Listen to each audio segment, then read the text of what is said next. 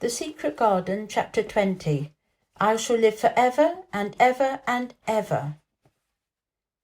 But they were obliged to wait more than a week, because first there came some very windy days, and then Colin was threatened with a cold, which, two things happening one after the other, would no doubt have thrown him into a rage.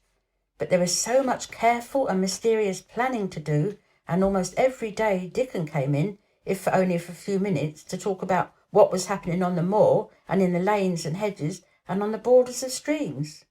The things he had to tell about otters and badgers and water rats' houses, not to mention birds' nests and field mice and their burrows, were enough to make you almost tremble with excitement when you heard all the intimate details from an animal charmer, and realised with what thrilling eagerness and anxiety the whole busy underworld was working. "The same as us," said Dickon, "only they have to build their homes every year, and it keeps them so busy they fair scuffle to get 'em done."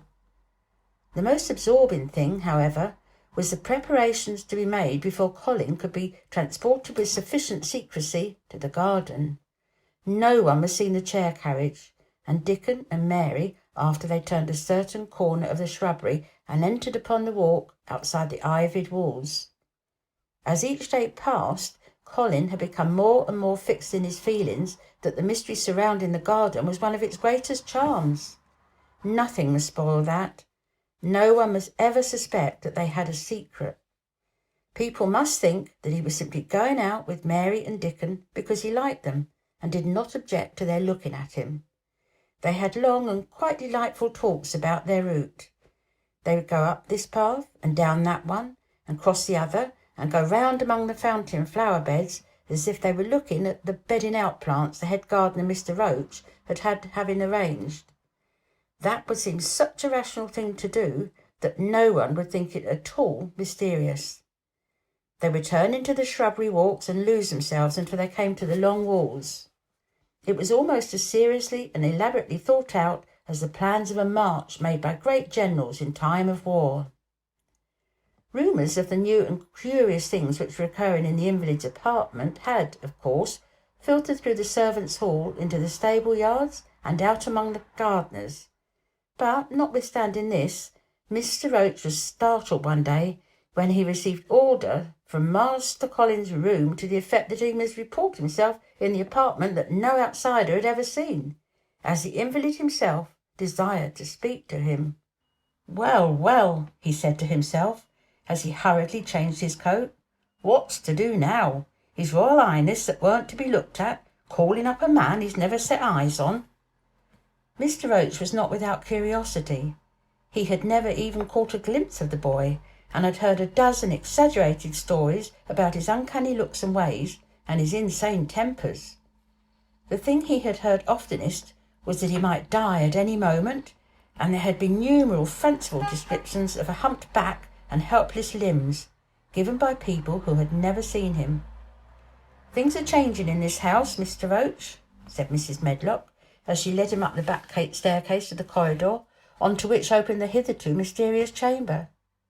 "Let's hope they're changing for better, Mrs. Medlock," he answered. "Well, they couldn't well change for the worse," she continued, "and queer as it all is, there's them as finds their duties made a lot easier to stand up under. Don't you be surprised, Mr. Roach, if you find yourself in the middle of a menagerie, and Martha Sowerby's Dickon more at home than you or me could ever be." There really was a sort of magic about Dickon, as Mary always privately believed, and when Mr. Roach heard his name, he smiled quite leniently. "He'd be home at Buckingham Palace or at bottom of coal mine," he said, "and yet it's not impudence either. He's just fine, is that lad." It was perhaps well that he had been prepared, or he might have been startled. When the bedroom door was opened, a large crow, which seemed quite at home perched on the high back of a carven chair, announced the entrance of a visitor by saying "Caw, caw," quite loudly. In spite of Mrs. Medlock's warning, Mr. Roach only just escaped being sufficiently undignified as to jump backwards. The young Rajah was neither in bed nor on his sofa. He was sitting in an armchair, and the young lamb was standing by him, shaking its tail in feeding lamb fashion as Dickon knelt giving it milk from its bottle. A squirrel was perched on Dickon's bent back, attentively nibbling a nut. The little girl from India was sitting on a big footstool, looking on. "Here is Mr. Roach, Master Colin," said Mrs. Medlock. The young Rajah turned and looked his servitor over. At least that's what the head gardener felt happened. "Oh, you are Mr. Roach, are you?" he said. "I sent for you to give you some very important orders." "Very good, sir," answered Roach, wondering if he was to receive instructions to fell all the oaks in the park or to transform the orchards into water gardens. "I'm going out in my chair this afternoon," said Colin. "If the fresh air agrees with me, I may go out every day. And when I go, none of the gardeners are to be anywhere near the long walk by the garden walls. No one is to be there. I shall go out about 2 o'clock, and everyone must keep away until I send word that they may go back to their work." "Very good, sir," replied Mr. Roach, much relieved to hear that the oaks might remain and that the orchards were safe. "Mary," said Colin, turning to her, "what is that thing you say in India when you finish talking and you want people to go?" "You say, 'You have my permission to go,'" answered Mary. The Rajah waved his hand. "You have my permission to go, Roach," he said. "But remember, this is very important." "Caw, caw," remarked the crow hoarsely, but not impolitely. "Very good, sir. Thank you, sir," said Mr. Roach, and Mrs. Medlock took him out of the room. Outside in the corridor, being a rather good-natured man, he smiled until he almost laughed. "My word," he said, "he's got a fine lordly way with him, hasn't he? You'd think he was a whole royal family rolled into one, Prince Consort and all." "Eh," protested Mrs. Medlock, "we'd had to let him trample all over every one of us ever since he had feet, and he thinks that's what folks were born for."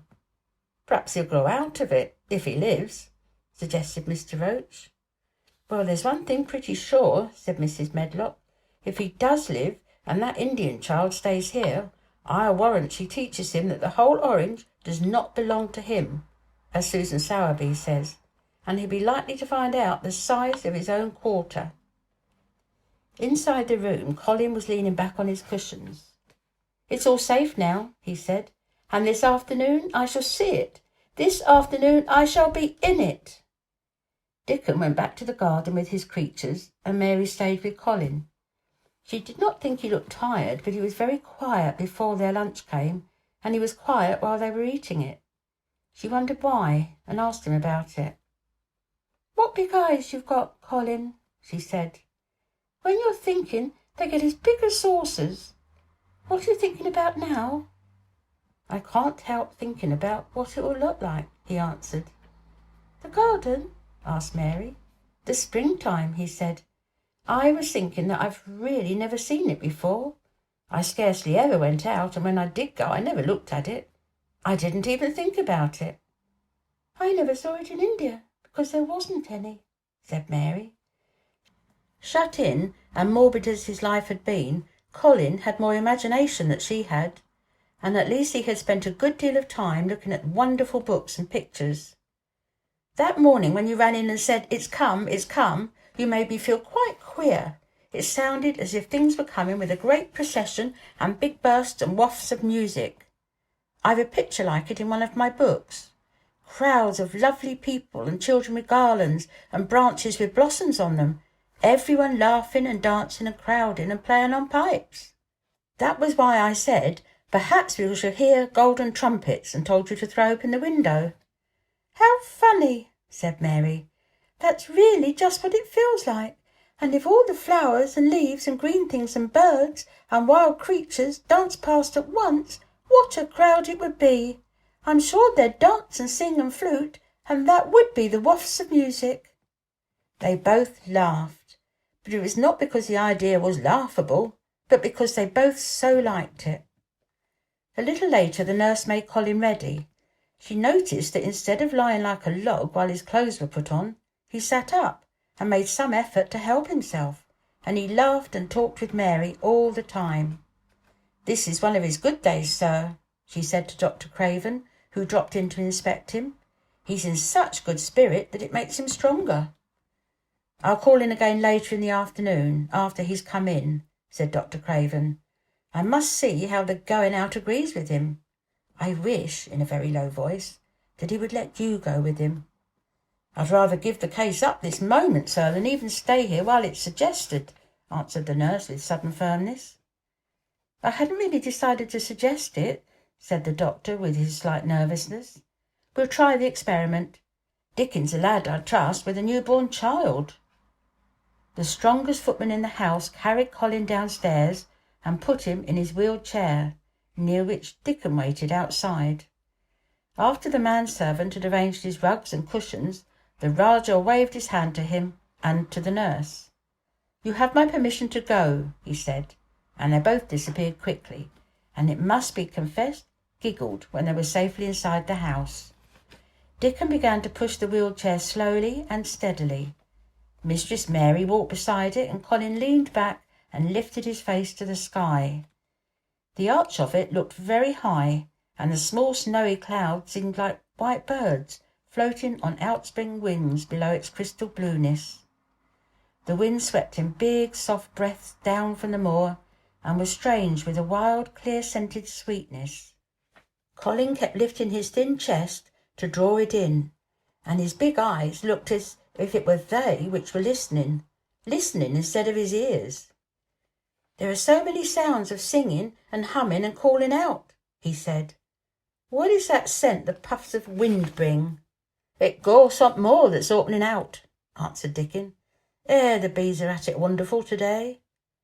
Not a human creature was to be caught sight of in the paths they took. In fact, every gardener or gardener's lad had been witched away. But they wound in and out among the shrubbery, and out and round the fountain beds, following their carefully planned route for the mere mysterious pleasure of it. But when at last they turned into the long walk by the ivied walls, the excited sense of an approaching thrill made them, for some curious reason they could not have explained, begin to speak in whispers. "This is it," breathed Mary. "This is where I used to walk up and down and wonder and wonder." "Is it?" cried Colin, and his eyes began to search the ivy with curiousness. "But I can see nothing," he whispered. "There's no door." "That's what I thought," said Mary. Then there was a lovely breathless silence, and the chair wheeled on. "That's the garden where Ben Weatherstaff works," said Mary. "Is it?" said Colin. A few yards more, and Mary whispered again. "This is where the robin flew over the wall," she said. "Is it?" cried Colin. "Oh, I wish he'd come again." "And that," said Mary with solemn delight, pointing under a big lilac bush, "is where he perched on the little heap of earth and showed me the key." And then Colin sat up. "Where? Where? There?" he cried, and his eyes were as big as the wolf in Red Riding Hood, when Riding Hood felt called upon to remark on them. Dickon stood still, and the wheeled chair stopped. "And this," said Mary, stepping onto the bed close to the ivy, "is where I went to talk to him when he chirped at me from the top of the wall. And this is the ivy the wind blew back." And she took hold of the hanging green curtain. "Oh, is it?" gasped Colin. "And here is the handle, and here is the door. Dickon, push him in quickly." And Dickon did it with one strong, steady, splendid push.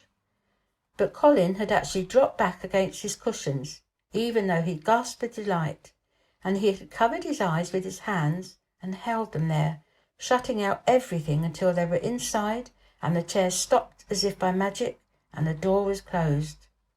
Not till then did he take them away, and look round and round and round, as Dickon and Mary had done. And over walls and earth and trees and swinging sprays and tendrils, the fair green veil of tender little leaves had crept. And in the grass under the trees, and the grey urns in the alcoves, and here and there everywhere, were touches or splashes of gold and purple and white, and the trees were showing pink and snow above his head, and there were flutterings of wings and faint sweet pipes and hummings and scents, and the sun fell warm upon his face like a hand with a lovely touch. And in wonder Mary and Dickon stood and stared at him. He looked so strange and different, because a pink glow of colour had actually crept all over him, ivory face and neck and hands and all. I shall get well, I shall get well, he cried out. Mary, Dickon, I shall get well, and I shall live for ever and ever and ever.